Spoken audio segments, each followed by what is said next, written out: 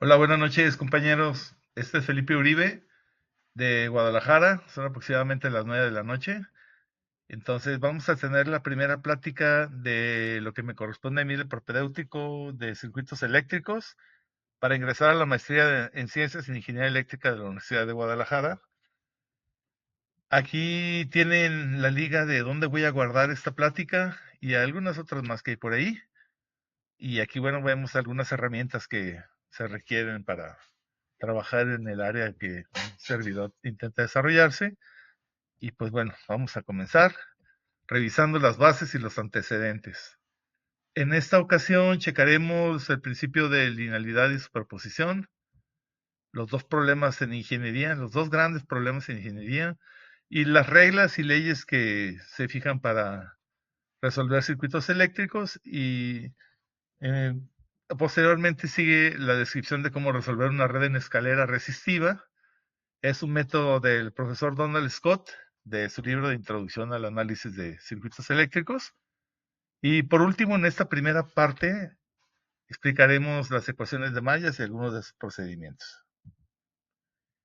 Bien, como todos sabemos, los sistemas lineales son aquellos que cumplen los dos principios de linealidad y factor de escala. Sin embargo, en el sistema que vemos aquí en la parte superior de la imagen, tenemos una red de dos puertos, la cual se encuentra descrita por el mismo sistema y en el lado emisor o lado izquierdo el extremo emisor, donde usualmente se ubica la fuente, y en el lado derecho extremo receptor. Entonces, el comportamiento de este sistema estará descrito por causas y efectos. Aquí, que de hecho son los dos principios que resuelven sistemas lineales, el principio de convolución o utilizando la transformada de Fourier, que en esencia son métodos para sistemas lineales, como se describe aquí. Los dos grandes problemas de la ingeniería, como se describe en esta lámina, se pueden representar en la parte inferior, en el cual en el modelo de esta caja negra podemos energizar con un valor de fuente, como se muestra en esta gráfica del lado izquierdo inferior, y pues su respuesta sería lo que encontramos aquí en el extremo receptor, con estos sobrevoltajes y sus oscilaciones. Por lo tanto, lo que hay dentro de la caja negra es el primer problema que se menciona como modelado, ¿no? Modelado electromagnético, en el caso de elementos eléctricos con leyes y reglas de la física de todas estas representaciones y leyes de la teoría electromagnética de Maxwell, y en el caso de combinación con algunas otras físicas, con termodinámica, hidráulica, etcétera, ¿no? Mecánica, como en el caso de los motores. Y la parte de la solución dinámica, el segundo problema de la ingeniería, es la relación de la entrada y salida como se observa aquí en estas imágenes. Bien, en una de las primeras reglas o leyes que se deben de comentar en solución de circuitos, pues es la ley de tensión de Kirchhoff, que aquí se encuentra de manera abreviada, en la cual describe que la sumatoria de una trayectoria cerrada por la parte interna o externa del sistema deberá ser igual a cero, combinando los valores de fuentes y de cada uno de los elementos que se encuentran presentes en esa trayectoria cerrada. Para la ley de corrientes de Kirchhoff, tenemos que la sumatoria de todas las corrientes en el nodo debe ser igual a cero, obviamente con una convención de corrientes de entrada y salida, pues positivas o negativas, respectivamente. Otra de las reglas muy importantes que son de gran utilidad es el divisor de tensión. Aquí se encuentra la descripción para cuando tenemos el caso de dos resistencias que se encuentran conectadas en serie. Bueno, se puede obtener, representar la solución general del circuito o en particular para alguno de los elementos, en este caso el elemento 1. Al igualar las corrientes debido a que el circuito está en serie, de allí podemos despejar directamente el valor del voltaje en ese elemento, en este caso el voltaje N1, donde después de despejar la variable, observamos que tenemos una expresión de esta forma. con lo cual estamos observando que el voltaje en ese elemento será igual al voltaje total por la resistencia en cuestión entre la resistencia en cuestión más la opuesta. En el problema de divisor de corriente, la expresión es contraria a la que estamos despejando. En este caso, por ejemplo, la corriente 1 va a ser igual a la corriente total por la resistencia opuesta entre la resistencia opuesta más la resistencia en cuestión. La obtención de esta expresión se deriva del voltaje equivalente de los elementos en paralelo y posteriormente para uno de ellos, de donde posteriormente de la igualación y el despeje de ese elemento, en este caso la corriente en la parte 1 del circuito, pues queda de esta forma, ¿no? Comentada hace un momento. Bueno, aquí tenemos un pequeño break.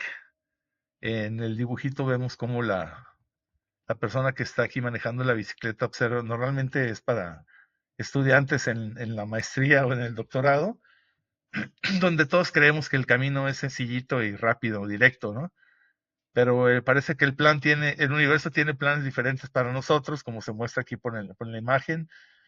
Puede ser un precipicio, puede ser un puente colgante, tal vez cruce de cocodrilos y tiburones, no sabemos, ¿verdad? Y al final del día una subida como la barranca de Huentitán aquí en Guadalajara, que está poco más que difícil, ¿no? Y bueno, a veces la vida tiene, por eso el universo tiene diferentes planes para nosotros, ¿no?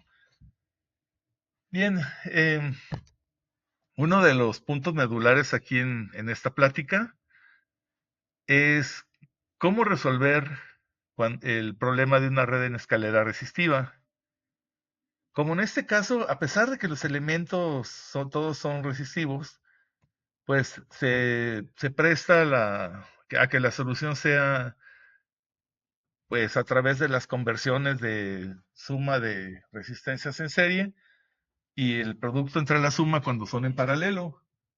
Sin embargo, si sacamos la complejidad, es decir, el número de operaciones que realicemos para poder llegar a encontrar la solución final, pues van a ser un buen conjunto de muchas sumas y productos, ¿no?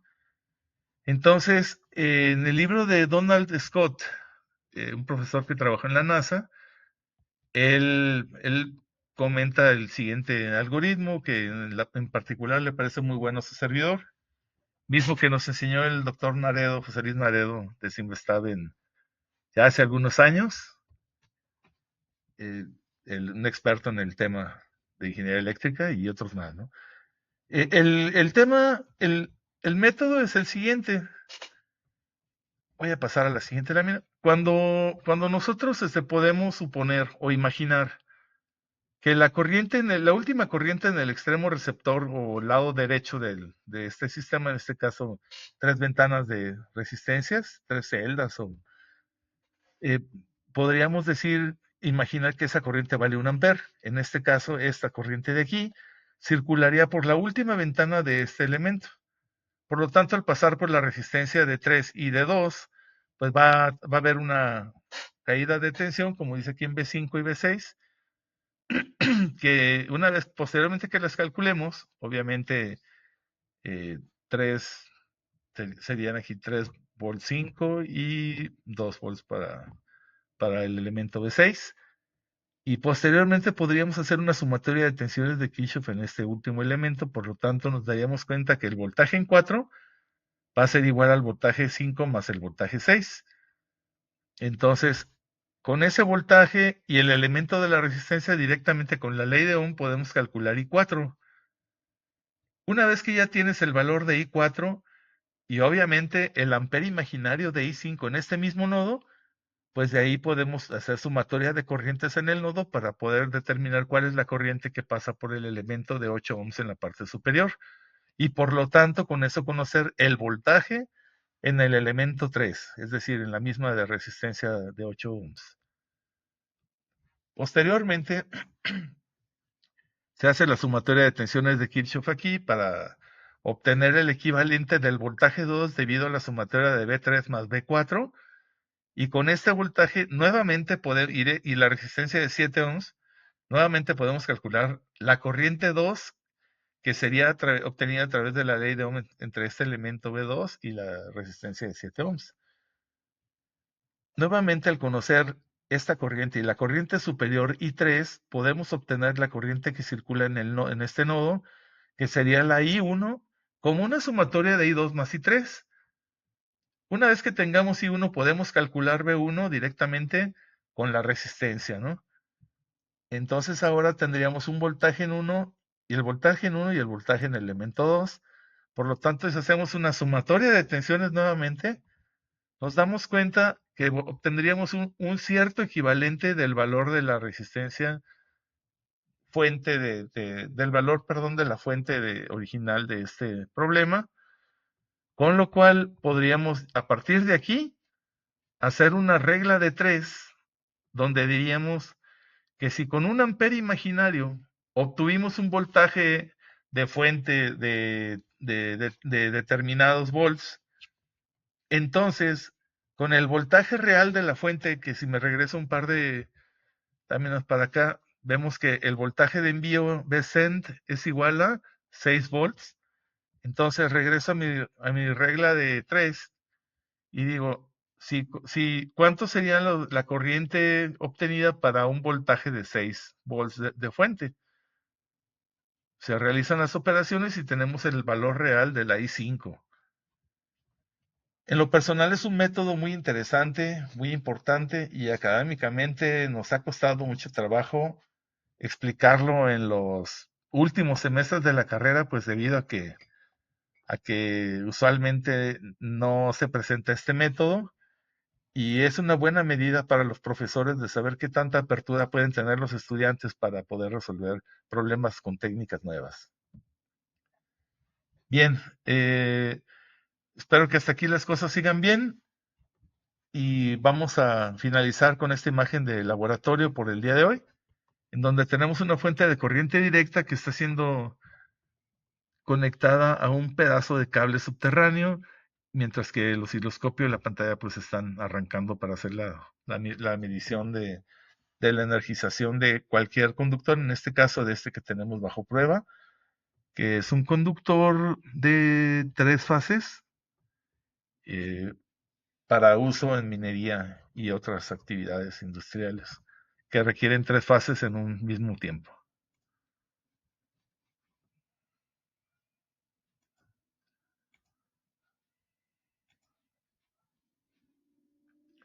Por lo pronto es todo y muchas gracias. No dejen de conectarse aquí al canal que les comenté para que continúen con la segunda parte de la plática.